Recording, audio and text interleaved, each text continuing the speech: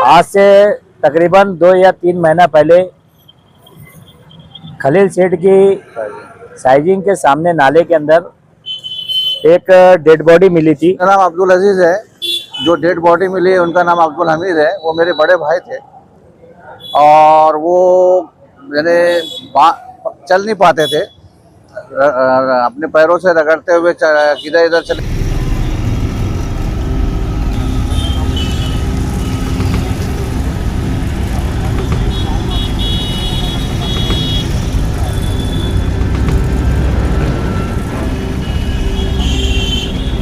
लेकिन दूध जो है, दूध का बहुत बड़ा यहाँ माफिया चल रहा है। बड़े बड़े दुकानों पर देखो तो दूध बिक रहा है।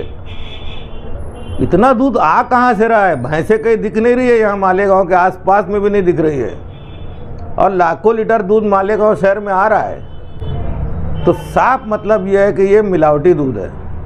इसलिए मैं तुकाराम मुंडे साहब से रिक्वेस्ट करूँगा कि आओ, दूध, आम, केला, फ्रूट, एक आदमी कुछ फल खाता है कि कुछ सेहत बने, मगर वहाँ तो बीमारी के घर है। वहाँ पर सारे के सारे जो है वो केमिकल से पकाए जा रहे हैं। मालेगांव शहर की आवाम की सेहत का ख्याल करो, उनके जेब का ख्याल करते हुए मुंडे साहब, आप फर्ज शनास ऑफिसर हो, आप मालेगांव आओ, हम आपका वेलकम करते हैं। और यहाँ पर जो लोगों को जहर दिया जा रहा है, वो जहर देने वालों को गिरफ्तार करो, उनके ऊपर कार्रवाई करो। इल्ज़ाम लगाने वालों को क्या है, वो बोलते ना, तुम आफताब में कीड़े निकालते रहना, ऐसा कोई शहर है ना, तुम कीड़े निकालते रहना, मैं ज़माने पे छा जाऊँगा। ऐसे हमारे शेख रशीद मरहूम शेख साहब के घराने के लोगों का है। बहुत इल्ज़ामात लगते रहेंगे, उससे क्या, वो कोई परवाह नहीं इल्ज़ामात की। आज से तकरीबन 2 या 3 महीना पहले खलील सेठ की साइजिंग के सामने नाले के अंदर एक डेड बॉडी मिली थी, और उस डेड बॉडी की हमने शहर वालों से ये अपील और गुजारिश किया था कि ऐसा कोई शख्स अगर मालेगांव शहर से लापता है, जो अभी अपने घर तक नहीं पहुंचा है, इनके घर वालों को ढूंढने में हमारी मदद करो।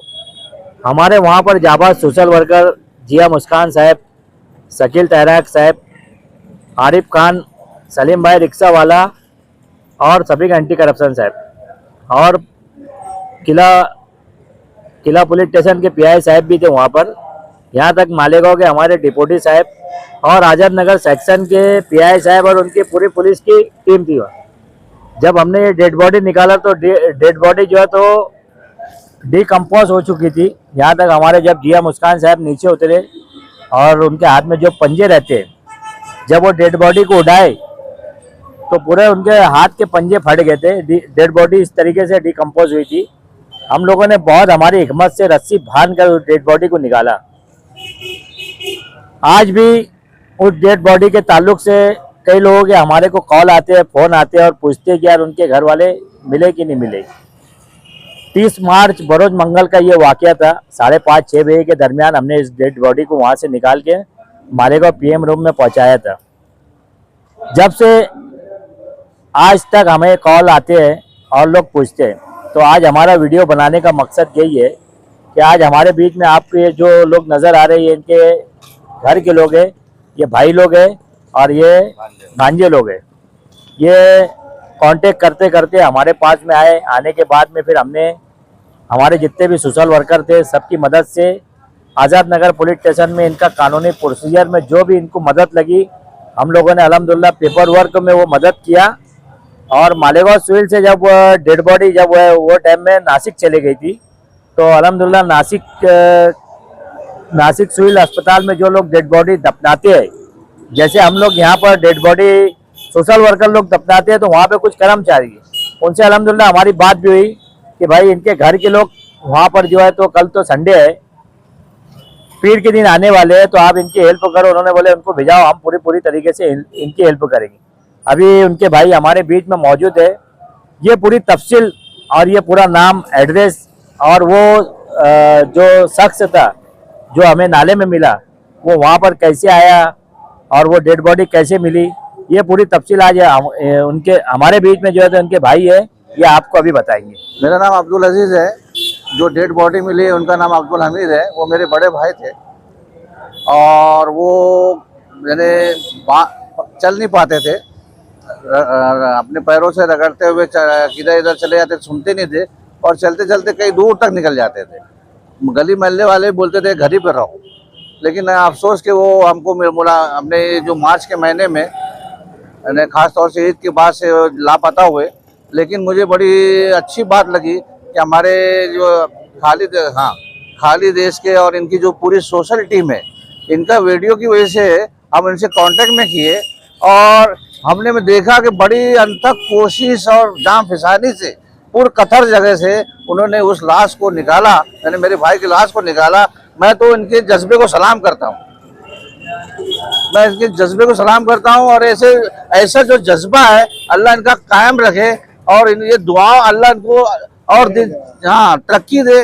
और ये जो मैं और मेरी पूरी खानदान, मेरे भाई सब इनका बड़े मशहूर है। खास तौर से हमारे खालिद एसके साहब, इन्होंने हर जगह हमारे खालिद एसके साहब, आरिफ खान साहब, जिया मुस्कान और गवर्नमेंट सर्वेंट हमारे शकील तैराक, इन्होंने और सभी एंटी करप्शन भाई साहब और सलीम भाई रिक्शा वाले, ये तमाम साहबान ने बड़ी अंतक कोशिशों से उनका काम जान बचाई, मतलब लाश निकाले। और ये नहीं निकले, मतलब ये नहीं, इसके अलावा उन्होंने तमाम जो कार्रवाई जो पुलिस स्टेशन में आए हमारी हर तरह से मदद की कि आप इस तरह से आप घबराइए मत, हम आपके पूरे साथ हैं। हम अगर कितना भी इनका एहसान माने तो कम है। मैं उम्मीद करता हूं कि मैं अल्लाह ताला इनको और जिंदगी दे, सेहत दे, तंदुरुस्ती दे और इनके काम को मैं बहुत सराहता हूं। अल्लाह से उम्मीद यही है, अल्लाह से दुआ है। ये जो अब्दुल हमीद है इस्लामिया कॉलोनी में गली नंबर 6 में रहते थे और गली के जो भी है आसपास के पड़ोसी बहुत ही मुखलिस थे, वो उनकी देखभाल करते थे। उनको बोलते थे कि हम तुम्हारा खाना पीना सब देंगे और उनकी गंदगी भी साफ करते थे। लेकिन वो एक जगह नहीं रहते थे, एक जगह टिकते नहीं थे। मैं वो गली वालों का भी मशकूर हूँ। ये जो बुजुर्ग अब्दुल हमीद की इन्होंने जो बात की, अक्सर कई भी रोड पर मुझको दिखा करते थे। ये जब इनका हादसा नहीं हुआ था उससे पहले तो इनको कई मरतबा मैं पानी पिलाता था प्लास्टिक के जरिए, उसके बाद में बिस्किट के पूड़े वगैरह, चाय पानी। मगर जब डेड बॉडी उनकी मिली तो वो चेहरा था ही नहीं उनका, तो मैं भी पहचान नहीं पाया था। मगर वो वीडियो के जरिए जो है तो इनके शनाख्त हुई, इनकी पहचान हुई। और आज हमारा वीडियो बनाने का और वीडियो बताने का मकसद हमारा यही है कि अगर कहीं भी अगर ऐसे हादसा होते हैं तो मालेगांव शहर में हमारे सोशल वर्कर हर तरीके से डिपार्टमेंट के जरिए और लोगों की मदद करते हैं। और कई लोग ऐसे हमारे शहर से लावारिस है अभी जिनके घर वालों की शनाख्त नहीं हुई, और कुछ लोगों की शनाख्त तो हो चुकी है। वो लोग हमारे से मिले आकर, उन लोगों की हमने आयशा नगर कब्रिस्तान में तकफीन भी किया है। हमारे सभी एंटी करप्शन अक्सर। सभी को नमस्कार। कल 21 जून 2026 को नीट की जो री एग्जामिनेशन मालेगांव में होने वाला है, उसके लिए 3 सेंटर्स मालेगांव में है।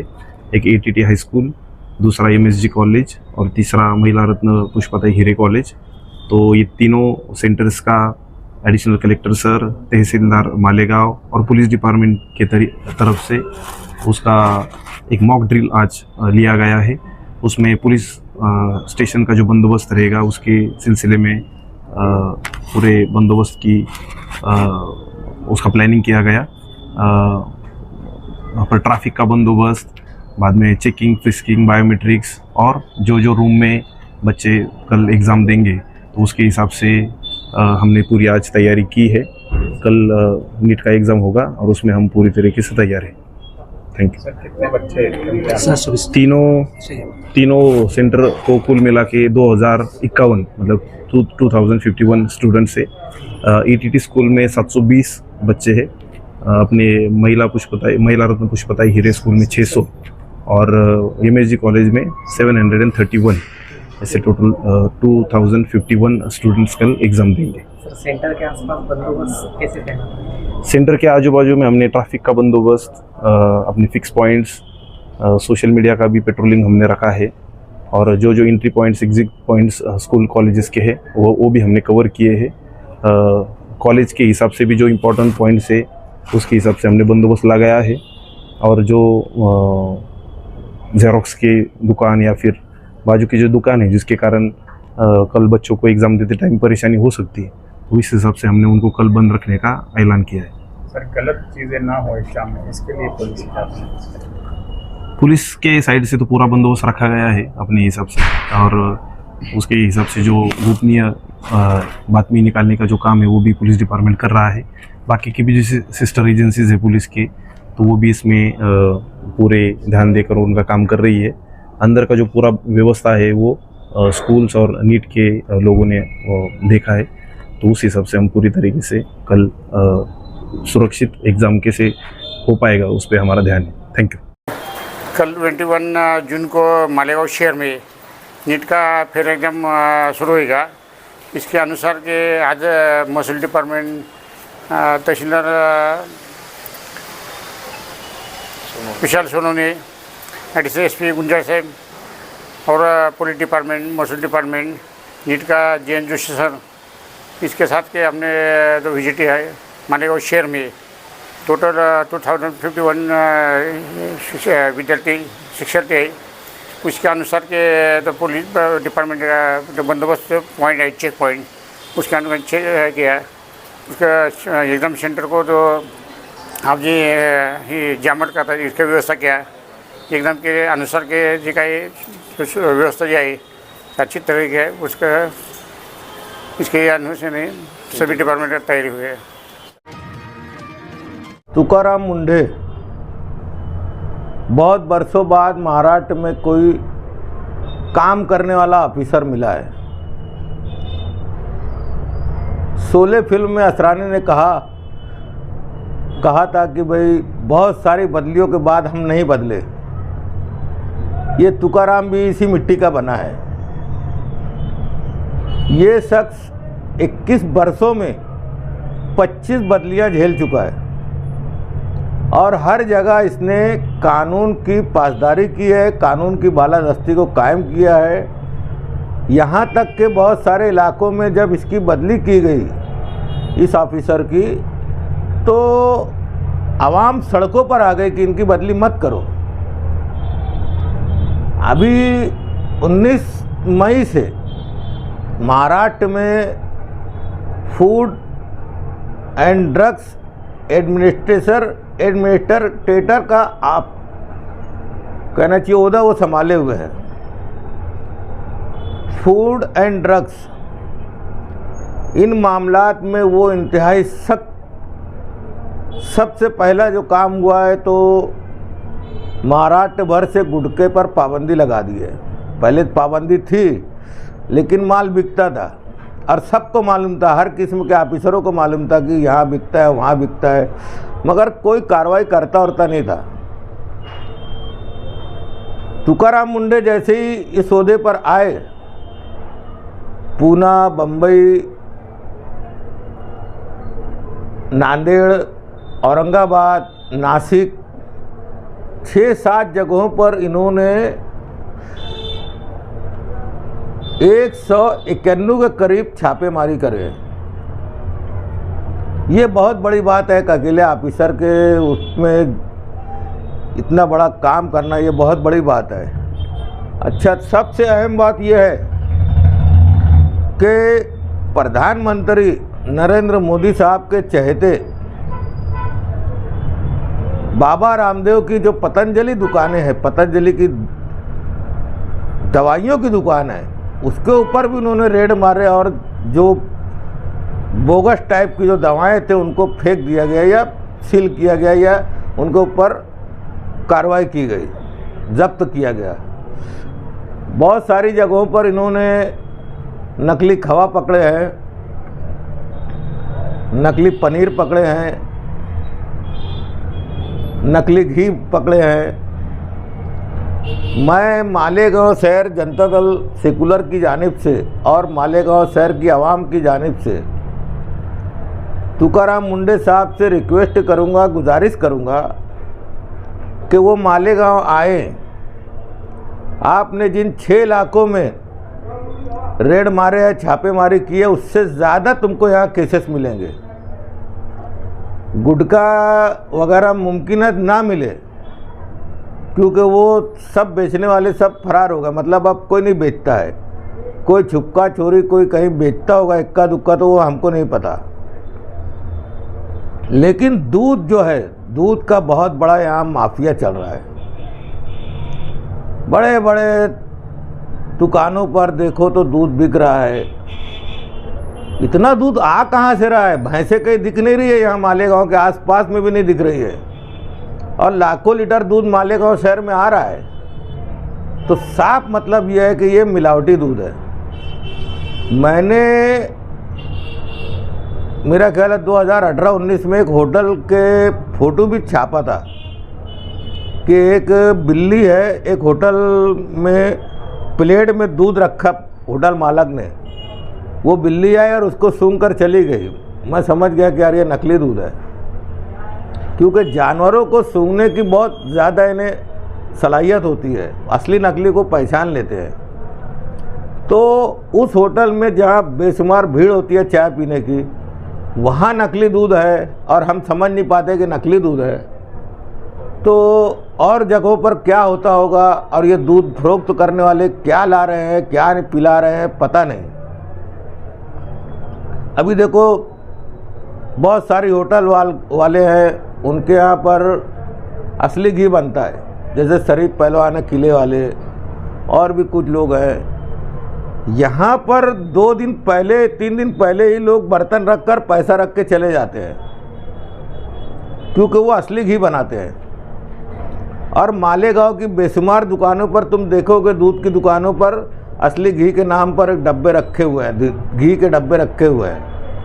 मतलब वो कहीं ना कहीं इसे कुछ ना कुछ मिलावट है तो नहीं बिकता है, और वो जो प्योर होता है वो फौरन बनने से पहले बिक जाता है। इसलिए मैं तुकाराम मुंडे साहब से रिक्वेस्ट करूंगा कि आओ, दूध, आम, केला, फ्रूट, एक आदमी कुछ फल खाता है कि कुछ सेहत बने, मगर वहाँ तो बीमारी के घर है। वहाँ पर सारे के सारे जो है वो केमिकल से पकाए जा रहे हैं। मालेगांव शहर की आवाम की सेहत का ख्याल करो, उनके जेब का ख्याल करते हुए। मुंडे साहब, आप फर्ज शनास ऑफिसर हो, आप मालेगांव आओ, हम आपका वेलकम करते हैं। और यहाँ पर जो लोगों को जहर दिया जा रहा है, उस जहर देने वालों को गिरफ्तार करो, उनके ऊपर कार्रवाई करो, मेरी यही गुजारिश है। अली साहब, आज एमएलसी इलेक्शन की वोटिंग हुई और सेकुलर फ्रंट जो है उसमें किस मुद्दे पर होगी? देखिए, वोट देना तो हमारा जमहूरी हक है, और वोट तो हमको देना ही था। हम लोग अव्वल दिन से ही सेकुलर फ्रंट के लोग, हम साथ में तीनों party, Congress party, Samajwadi party और हम इस्लाम पार्टी, हमने ये तय किए थे हमारे लीडर ने कि जो भी शहर के हित में बेहतर हो सकेगा हम उस पर काम करेंगे। आप लोगों ने देखा, हमने एक साथ रह कर एक इत्तेहाद के साथ हम शहर में रहे, शहर छोड़ के हम गए, और जो भी फैसला हम लोगों ने लिए शहर के हित में लिए कि आगे इसी मुद्दे पे हमने वोट भी दिए कि आगे हमारे शहर में कैसा बेहतर से बेहतर हो सके, इसी मुद्दे पे हमने वोट दिए। सेकुलर फ्रंट की जानिब से खालिद हाजी ने भी उम्मीदवारी का फॉर्म दाखिल किया था, लेकिन ऐन वक्त पर वो फॉर्म वापस ले लिया गया। इसके पीछे क्या वजह है? देखिए, हमारे लीडर हमेशा से, अव्वल दिन से बोलो या वो घराने ने, हमेशा शहर के हक में अच्छे ही फैसले किए हैं। तो ये भी फैसला शहर के हक में बेहतर हो, इसके लिए फॉर्म वापस लिया गया होगा, ऐसा मेरा मानना। और शहर की फिक्र मरहूम शेख रशीद खान आवादा घराने को ही है, बाकी किसी और को नहीं। फॉर्म वापस लेने के बाद जो है अलग अलग तरफ से ये बातें भी सामने आई कि कुछ सौदेबाजी हो गई है, इसके लिए फॉर्म वापस लिया गया, इसके बारे में? देखिए, अपोजिशन का जो भी इल्ज़ाम लगा रहे उनका काम है इल्ज़ाम लगाना, ये इल्ज़ाम लगते रहते हैं, ऐसा सियासत में होता है। लेकिन शहर देख रहा है शहर की आवाम देख रही है कि कौन काम कर रहा है, कौन शहर के हक में अच्छे फैसले कर रहा है, ये आवाम देख रही। इल्ज़ाम लगाने वालों को क्या है, वो बोलते ना तुम आफ्ताब में कीड़े निकालते रहना, ऐसा कोई शहर है ना, तुम कीड़े निकालते रहना, मैं ज़माने पे छा जाऊँगा। ऐसे हमारे शेख रशीद मरहूम शेख साहब के घराने के लोगों का है। बहुत इल्ज़ामात लगते रहेंगे, उससे क्या, वो कोई परवाह नहीं इल्ज़ामात की। अब एमएलसी इलेक्शन की आचार संहिता भी खत्म हो चुकी है, आगे कामकाज को लेकर क्या मंसूबा बनी? अल्हम्दुलिल्लाह मैं ऐसा समझता हूँ हमारे लीडर की जो हिकमत अमली है ना, वो शहर देखेगा कि काम कैसे होगी। हमारा लीडर ने हमको सब बता दिए, शेख आसिफ साहब ने, कि सेकुलर फ्रंट बनाकर सब एक साथ रहकर हम लोगों को शहर के लिए इतना बेहतर से बेहतर करते आएगा, वो हम लोग करें।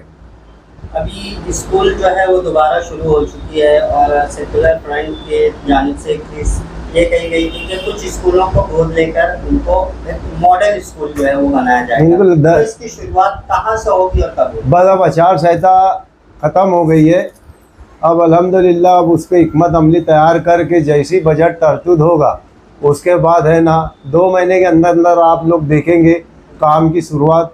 शहर में ऐसी 10 स्कूलों को मॉडल बनाने का शेख आसिफ साहब ने ये अज़्म लेकर कि स्कूलों को अपन मॉडल बनाना है, ऐसी 10 स्कूलें उन्होंने काउंटिंग भी कर ली है कौन कौन सी स्कूल अपनों को इस साल बनाना है। तो इसी तरीके से जितनी भी प्राइमरी उर्दू स्कूलें जो भी प्राइमरी है, हर साल 10 स्कूलों का मॉडल बनाने का काम रहेगा। और एक अभी हम शेख आसिफ साहब से ये भी मशवरा करने वाले हैं कि आज हम लोग जो देख रहे हैं तालीम के बारे में कि प्राइमरी स्कूलों में बच्चों को जो है तो 6 साल की उम्रों से डाला जाता है, और हम ये देख रहे हैं कि आवाम की ऐसी सोच बनी है कि बच्चे को 4 साल की उम्रों से केजी में डाला जाए, और गवर्नमेंट का रूल नहीं है कि प्राइमरी में केजी पढ़ाई जाए। लेकिन हम आसिफ साहब से मशवरा करके हमारे कुछ कॉर्पोरेटर हजरात पे हमारे बातचीत हुई है कि साहब को बोल के अपन ऐसा करेंगे कि प्राइमरी स्कूलों में केजी चालू किया जाए और मानदान पे टीचर लगाए जाए और उसका एक हेड पकड़ा जाए ताकि गरीब के बच्चे भी केजी से तालीम हासिल कर सकें। हम लोग ये प्रस्ताव शेख आसिफ साहब के पास रखने वाले हैं, महापुर मैडम नसरीन बानो के पास भी रखने वाले हैं, खालिद हाजी साहब पास भी रखने वाले हैं। हम ये चाहते हैं ना कि गरीब का बच्चा भी अब केजी से शुरुआत करे। होता क्या है, बच्चे की 6 साल की उम्र हो जाती है तो माँ बाप ये सोचते हैं कि 500-1000 रुपये हफ्ता लाने लग गए, जाने तो क्या पढ़ेगा बच्चा, उसको है तो काम धंधे से लगा देते हैं। ऐसा मैं बहुत सारी चीज़ें देखा, कोई और रच का तार भरने भेज दे रहा है, कोई होटल में पच्चे भेज दे रहा है, कोई ठेला गाड़ी निकालने लगा। लेकिन जब ये शुरुआत अगर हो गई, मैं तो दुआ करूँगा शेख आसिफ साहब अभी तालीम पे ज़्यादा से ज़्यादा तवज्जो दे रहे हैं। आपने देखे कॉलेज भी खोले, अभी दारुल यतामा मदरसा भी यतीम बच्चियों का खोले है, तो तालीम पे हमारे लीडर का पूरा फोकस है। तो हम ये बात भी उनके सामने रखेंगे कि प्राइमरी स्कूलों को बनाकर उसमें क्लासें बढ़ाकर, ना किसी प्राइवेट वाले को देते हुए ये स्कूलों को है ना केजी से शुरुआत की जाए। इसका हेड हम महानगर पालिका में पकड़ के और मानदान पे टीचर लगाए जाए, ये हम रखने वाले कुछ कारपोरेटर साथरा। 11,000 कॉलोनी को लेकर आप काफ़ी महीनों से सरगर्म और फिक्रमंद थे, तो वो मामला कहाँ तक पहुँचा? अभी अल्हम्दुलिल्लाह वहाँ पर देखिए हॉस्पिटल चालू हो गया है ना, जो गड्ढे का पानी जमा होता था पेचेस में, वो देखे आपने, वो चीज़ ख़त्म हो गई। दूसरी बात, वहाँ पर जो पावर का मसला था, केबल बार बार जलती थी, केबल 8-8 दिन 4-4 दिन पावर बंद रहती थी, वो मसला ख़त्म हो गया। अभी खालिद हाजी साहब ने अभी बजट ना होते हुए वहाँ पर अल्ताफ़ बेग साहब है, उन्होंने जालियों का रेलिंग का काम चालू कर दिया। यानी खालिद हाजी साहब हो, महापुर मैडम हो या आसिफ साहब हो, ऐसा देख रहे हैं कि यहाँ पर एकदम हंगामी तौर पर काम करना ज़रूरी है, तो वो ये नहीं देख रहे कि बजट आया नहीं आया। जैसा कि हमने अभी रजियाबाद में पाइपलाइन डाले, पानी की बहुत तकलीफ थी, पाइपलाइन वहाँ पर आई है, ये सब एडवांस में काम किया। अभी ये रोड पे जो जितने भी 5-7 स्लैब थे वो मैंने खुद एडवांस में कर दिया। वो जब आएगा बजट देखेंगे, और कारपोरेटर का इतना तो हक बनता है, अगर अवाम ने कारपोरेटर के ऊपर भरोसा की है तो उसको इतना उतना छोटा मोटा काम नहीं देखना चाहिए, कर देना, देखे बाद में मिला मिला वाह वाह, नहीं मिला वाह। झूले खाने वगैरह की दुकान लगती थी, गुज़श्ता 3 सालों से अहलियान महल्ला, कारपोरेटर हजरात, महल्ले के ज़िम्मेदारान के सलाह मशवरे से, नौजवानों की एक राय से गुज़श्ता 3 सालों से यहाँ पर वो मेले बंद कर दिए गए। और आने वाला जो यौम आशूरा है 26 जून 2026 को, वो भी ऐसा मुत्तफ़क़ा फ़ैसला किया गया है कि वो मेला भी नहीं भरेगा। यहाँ किसी तरीके का कोई झूला, कोई खाने पीने की दुकान या कोई ठेला गाड़ी नहीं लगेगी। जो लोगों ने भी धंधे व्यापार के हिसाब से माल लिया होगा, वो बराए मेहरबानी उनसे आजिज़ाना मुअद्दबाना गुजारिश है कि वो कल्लू शाह बाबा दरगाह का रुख ना करे, वरना यहाँ पर होने वाली हज़ीमत परेशानी के खुद जिम्मेदार होंगे। हमने कानूनी तौर पर पुलिस डिपार्टमेंट को भी लेटर दे चुके हैं कि यहाँ पर किसी भी तरह की कोई बदनज़मी ना हो, इसलिए यहाँ पर किसी भी तरह का मेला ठेला नहीं लगेगा। ज़ियारत के लिए आने की हर एक को इजाज़त है। दरगाह शरीफ का दरवाज़ा ज़ियारत के लिए हमेशा खुला है और खुला रहेगा, उस पर कोई पाबंदी यौम आशूरा के दिन में नहीं होगी। लेकिन मेले की नीयत से यहाँ पर कोई भी ना आए और ज़ियारत के नाम पर आने के धिग्गा मस्ती करने और किसी तरह की बदमाशी करने पर पूरी तरीके से कानूनी कार्रवाई होगी। दूसरी बात, कल्लू शाह बाबा दरगाह के अहाते में गांजा पीना, गांजा पी के धिग्गा मस्ती करना या गांजा पीने वालों को लाकर बैठाने के ताल्लुक से हमने कल्लू शाह बाबा दरगाह के लेटर पेड पर शहर पुलिस स्टेशन के डिपार्टमेंट को एक लेटर दे चुके हैं कि यहाँ पर धिग्गा मस्ती होती है, गांजा पीकर। इसी तरह चील कौवों के नाम पर बीफ को उछाला जाता है, मटन को उछाला जाता है। हमारी दरगाह को लगकर 3 मंदिर और एक शमशान भूमि है। अगर चील के जरिए या कुत्ता बिल्ली के जरिए वो गोश्त का टुकड़ा मंदिर के आते में या शमशान भूमि में जाता है तो यहाँ पर कानून का बहुत बड़ा मसला, अमन और शांति का पैदा हो सकता है। इसलिए यहाँ पर गांजा पीने वालों को और गांजा पी के धिग्गा मस्ती करने वालों पर पुलिस डिपार्टमेंट कार्रवाई करे। तीसरी और आखिरी बात कि दरगाह शरीफ के नाम पर, मस्जिद के नाम पर, मैदान के नाम पर, पानी पाइपलाइन के नाम पर, नली के नाम पर, लाइट के नाम पर कोई भी किसी को चंदा वगैरह हरगिज न दे। चंदा पेटी में जो नजराना माँ बहनों और भाइयों के जरिए डाला जाता है, अल्हम्दुलिल्लाह उसके जरिए यहाँ के पूरे अखराजात होते हैं और रकम सिल्लक भी रहती है। और अभी भी फिलहाल हमारे पास 40,000 से ज्यादा की रकम सिल्लक है। इसलिए कोई भी माँ बहन या भाई दोस्त नौजवान दरगाह शरीफ के नाम पर किसी को कोई चंदा ना दे, यही आप लोगों से गुजारिश है। फिर एक बार मुअद्दबाना गुजारिश कि आने वाले जुमा को यौम आशूरा पर कल्लू शाह बाबा दरगाह के आते में किसी तरह का कोई मेला नहीं भरेगा और मेला लगाने वालों पर कानूनी कार्रवाई के लिए हम और पुलिस डिपार्टमेंट पूरी तरह तैयार है। ज़ायरीन जो यहाँ पर आते हैं उनके खाने पीने के लिए कुछ इजाज़त होती है, तो उसके की इजाज़त होगी? अगर उसकी इजाज़त दी गई तो एक किस्म का मेला ही होगा। खाने के नाम पर लोग गर्दी जमा करेंगे और यहाँ पर होंगे, इसलिए खाने पीने की भी कोई दुकान नहीं लगती, ना उसको लगने दिया जाएगा। अभी महमूद शाह साहब ने सारी बातें तो बोल ही दी है। खाली मैं आपके चैनल के माध्यम से इतना बोलना चाहूँगा कि 26 जून बरोज़ जुमा यौम आशूरा का दिन है और हमारे लिए बहुत मुबारक दिन है।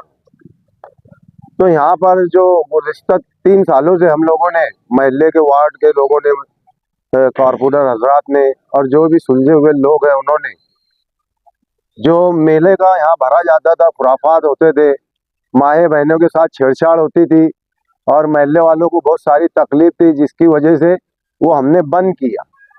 और अभी 26 जून बरोज़ जुमा को भी यहाँ कोई मेला वगैरह नहीं लगेगा, ना खाने पीने की गाड़ियाँ लगेंगी।